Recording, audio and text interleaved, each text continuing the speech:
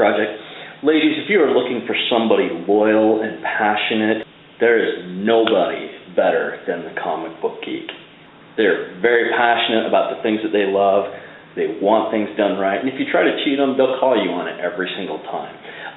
The only other social group I've ever found that has anything even remotely close to the comic book culture are the United States Marines.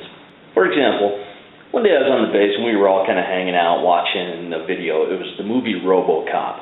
And in one scene, a person picks up a gun and shoots it without taking off the safety.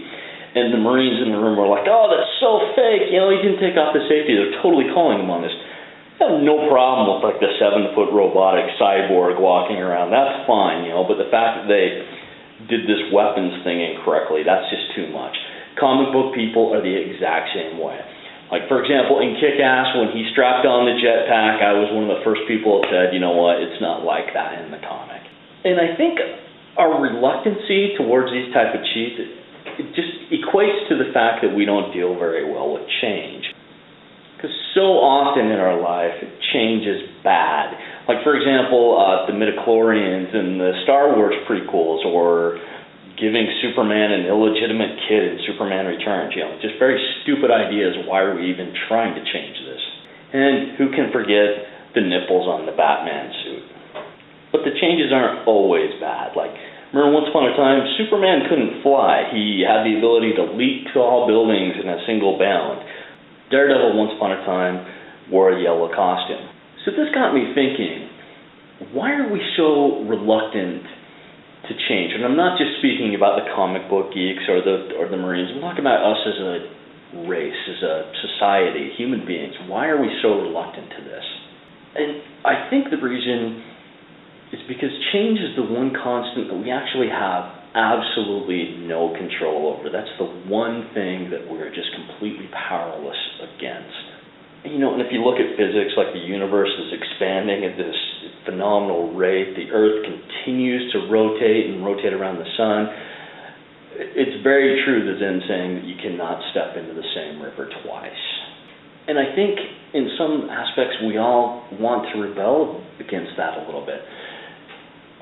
I know me, for example, more than anything, I would love to be that immovable axis which the entropy revolves around. I want that Zen. So what I'd like to do today is I'd like to challenge you to try to embrace some of these changes, and even more so, try to make some changes in your life. If I can use the tired Gandhi expression, be the change that you want to see in the world. And I know that's difficult because we are so overshadowed by the insignificance of our existence. We have a tendency to think like, I'm just one person. What can I possibly do? How can I possibly have an effect on anything that goes on? And even from a Newtonian aspect, you know, object at rest stays at rest until it's acted upon by an outside force. Well, fortunately, we are the only creatures in existence who have that force within us. We have the willpower to make the change. So strap on your Green Lantern ring and throw some willpower at this, and let's go for it. Now, I really don't want to be hypocritical here, and I don't ever want to ask you guys to do anything that I'm not going to do myself. One of my favorite stories involves Socrates and sugar.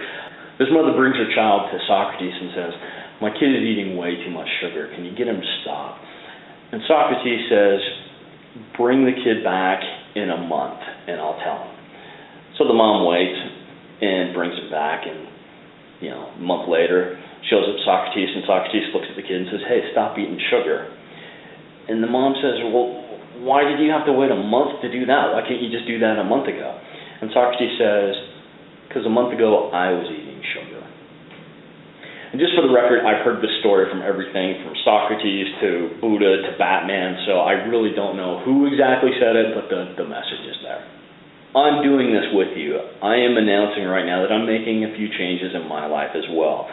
The past couple weeks, I've had a few experiences where I've been like, God, this would be so great if somebody would do something about this. Or this would be so great if there was an opportunity to experience this in some way, but there's just not. And I realize that I actually have the power to do these things that I'm wishing for. So I'm going to do this. Stay tuned to the Happiness Project for more details on that. I'll be posting things, some of the projects that I have in the works, and hopefully too we'll be doing some more activities and getting together really quick. I know there was kind of a lull in activity because of summer, everybody's out, hopefully everybody's outside having fun and doing all sorts of crazy stuff. Now fall's coming, hopefully we'll be getting back into this a little bit more and more people will be active. Hope to see you on the project. Thanks so much. Be the change.